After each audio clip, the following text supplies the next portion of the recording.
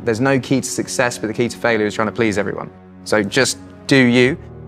I always kind of try and put myself in situations, like I've always tried to make records that I want to listen to. Like people always say, do you make music for your fan base? And I go, no. Like if I made music for my fan base, like I wouldn't be happy. I'd be making music to appease someone else. The reason I create music and play music is essentially to make myself happy. I feel like that's why anyone creates. You might never be the best at something, but you can always work harder than someone who is the best. I came into an industry where I am not the most talented person in my industry, but I know I can outwork everyone because that's the one thing I can do. I just think being yourself is so powerful. And I feel like a beautiful person, but without sounding weird about it, but because of it, I have now a confidence in myself. Because of being myself, all of these great things have happened. So now I can walk into an award show dressed however I want and be super confident about it because it's like I've done what I set out to achieve without compromising. You're allowed to be artistic and don't let anyone dim your light. Like you should always shine as bright as that. But it's about instilling confidence in people. And I think me having success, I can say to her, look, I was really weird and I've managed to have success. So if you just carry on doing you, you're going to have the same thing. If you fail, you've not lost anything. And if you achieve and make it good, the possibilities are endless. Everything leads up to a point and there's steps that you have to take basically, and just remind yourself of the steps. Should I do this? Should I not do this? I'm just going to experience it. Of course I'm insecure. Everyone I know is insecure. I think successful people are overly insecure because you have people kind of poking holes in you the whole time. I think because most men that I know are insecure, but for fear of being called a precious little snowflake would never say anything. And my dad always said to me, like, if you don't need to get a degree to do a job, then go out and experience it. Like, you know, if you want to be a doctor, go and get your grades and stuff. But if you want to be a musician, your education is going to come from doing shows, writing songs, practicing, meeting people, networking. So just start off as early as possible and do that. Theory about the 10,000 hours theory. When I first started out, I saw Damien Rice in concert. I mentioned it in a song. I said, I won't stop till my name's in lights, Stadium Heights with Damien Rice. And literally, like, I watched him and was like, I want to do that one day. And wrote a million songs, did a million gigs, ended up kind of doing a similar thing. But it literally came from writing a song a day or 2 songs a day or 5 songs a day and just getting all these songs out of me, doing a million gigs, sometimes 3 gigs a day. We did 6 gigs a day one year at Glastonbury. But I think you view it as a dirty tap. When you switch a dirty tap on, it's going to flow shit water out for a substantial amount of time, and then clean water is going to start flowing, and now and then you'll get a bit of shit, but as long as it gets out of you, it's fine. So with songs, you're going to write shit songs at the beginning. My songs were terrible. My raps were terrible. Like, I've listened to it the other day, it's awful. But I got it out of me, and the more and more you write, the more and more you experience, and then you start flowing clean water, and songs start getting better and better and better. And when you're on a good streak, you're writing good songs, now and then you're going to write a shit song, and that song is out of you and you can move on. And it's the same with gigs. Like, you will always play bad gigs at the beginning. That's what you need to do. And then the more gigs you do, the better you'll get. Now and then you'll have a shit gig, but that's all right because you've got it out of you and you've experienced it. So I just say the more and more you can do, you put in your 10,000 hours, write as many songs as possible, gig as much as possible. Always be nice to people, because that is how the music industry works now. It doesn't work on who's the best, it works on who's got the best music and who's the nicest. The key is not to be swept up. I'm an artist, but I'm still a human being. I'm not a pop star. You know, I'm still a normal guy that grew up in the countryside, and as all my friends are still the same. I drive a Mini Cooper, I shop in the same supermarket. I feel like the moment you lose that, you start losing your audience, because people can't relate to you. So you just have to be human. When people say artists are born with talent, you're not. You have to really learn and really practice. I've always had an ethos of just working harder than anyone else that I admire and respect, and trying to portray and be nice. My dad always told me, choose someone you admire and work harder than them and be nicer than them.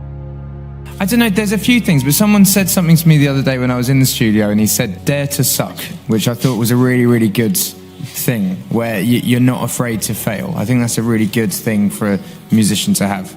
So yeah, dare to suck, basically. I want to stress the point that it's not, stuttering is not is not a thing you have to be worried about at all. And even if you have quirks and weirdness, you shouldn't be worried about that. The people that I went to school with were the most normal and were the coolest when we grew up. Like I was telling Emily earlier that one of the cool kids from school now does my plumbing. So that's a fact.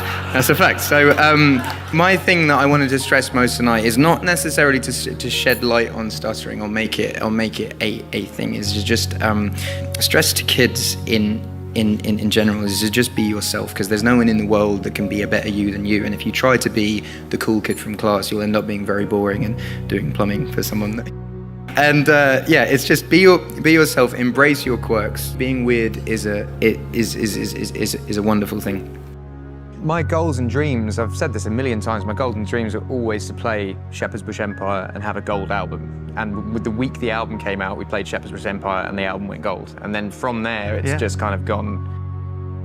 So it's quite easy for me to be myself because I've been every step of the way. Every time I've been myself, I've had success in it. But I think it's hard when you've had a lot of success musically, maybe doing something that you didn't believe in 100%. You know, sometimes the success that you find isn't actually you being yourself. But also I think it's the fake it till you make it attitude of if you let people think you're successful, then you will eventually become successful.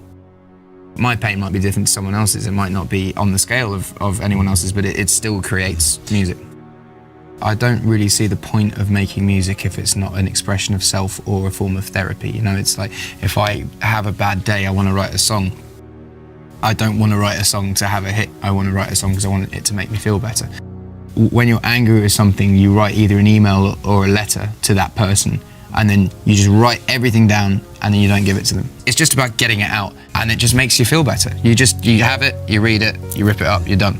All creatives are prone to real ups and downs because you have a part of your brain that you open to write a song that you let these really personal emotions out to write the song, but then that part doesn't close sometimes, so you are just you feel so much and you are up and down and up and down, and my highs are really high but my lows are really, really low, and I got really low and realized that the thing that made me happy was writing songs and getting those feelings out again.